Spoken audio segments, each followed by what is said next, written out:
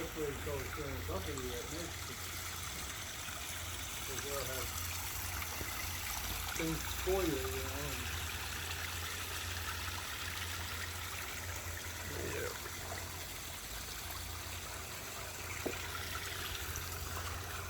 Hi, this is Rick with Mystic Falls and Ponds LLC out here in Port Charlotte again. I'm doing a final video of the pond we just finished vamping and getting the fish in, and they look very happy.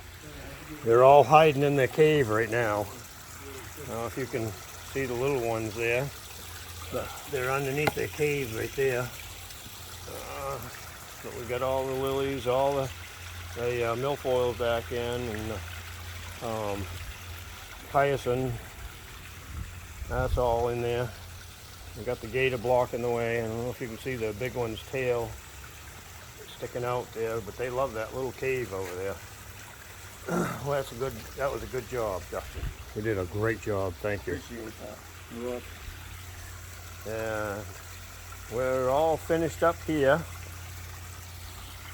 And now we've got to get finished packing up, get everything into the truck, and we're out of here. I hope everybody has a great day and stay safe out there. Bye-bye.